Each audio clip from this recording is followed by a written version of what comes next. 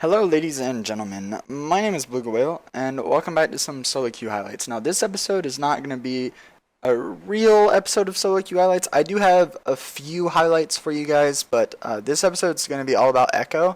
And I've only gotten Ekko once today, the day I'm making this, so I don't really have that many videos of Ekko to show you guys. However, after the highlights, I'm going to run through the Ekko build that I'm using now.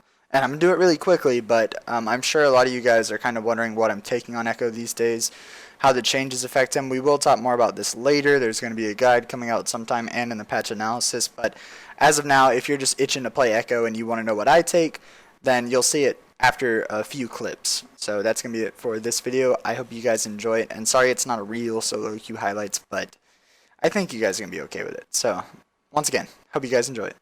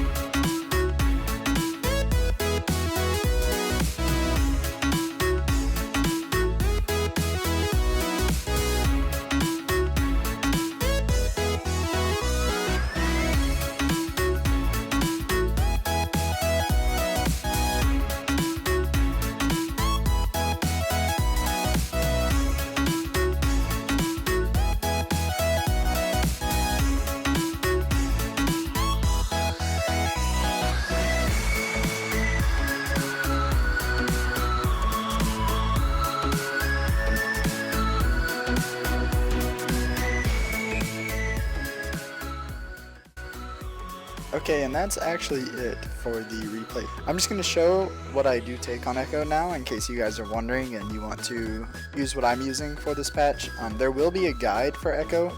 Maybe not another in-depth guide, but I'll certainly cover new best build and everything, but it's going to have to wait until after the mid-season magic update. So after patch 6.9 and I get used to playing it with the new items and everything. So don't expect an Ekko guide out anytime soon. This is going to be kind of the information on Ekko. So runes, exact same as they always were. These are still definitely the best runes on Ekko. Ability power quints, armor yellows, attack speed reds, and I take these mix of CDR blues. You don't have to. You could take 6 scaling and then you can mix these up, take ability power if you want. That would be good as well. Masteries, this is where it gets a tiny bit different. It's not insanely different, but basically, it's the exact same on Frosty, but there's a few things that we're going to change and resolve. You are still taking Strength of the Ages, though. However, you want to switch Unyielding to Recovery, and the reason for that is because now with Ekko, you do need to build a lot more AP than you had to. So you're going to be building AP items, and you're not going to really be getting that much use out of Unyielding, so you might as well switch it to Recovery. Also, Runic Armor versus Veteran Scars. Either one of these are actually really good, and it depends on the game. So Veteran Scars, well, it's not really good, okay? It's kind of bad, but when you don't want to build health items, which Ekko now, you want to build more damage, so you don't really want to build health items, so you don't have to, then you can take Veteran Scars. But if you have a support that can heal you at all on your team, then you should probably take Runic Armor, because it does also scale with your W and your ult, and then if you also have a support that's going to be healing you, it's going to definitely be worth to take this. However, in other cases, when your support can't heal you, I take Veteran Scars, and I know you're going to have to switch that up in between your games, but that's just what's best. I mean, if you just want to leave it on one, Runic Armor is pretty much decent all the time still. And then here, Insight versus Perseverance. I realize that Insight's not a very good jungler mastery simply because it only affects Flash. It doesn't affect Smite that much, so you might as well take Perseverance instead. And that's going to be Wow, that's it for the Runes of Masteries. Yeah, we'll save those. And here's the build. This is probably what you guys are really wondering about. This is not finalized, like I said, but this is what I've come up with today that I've been trying, and I had some success with it, which you guys saw. So, just Runic Echoes, whatever smite color you want, that's up to you. You're going to take CDR boots, because it's kind of hard to get CDR on Ekko without building really defensive items, but the boots are going to cover it. So you have 10% from your runes, 10% here, 10% from your Lich Bane, and then if you happen to get a Spirit Visage, you'll get another 10%.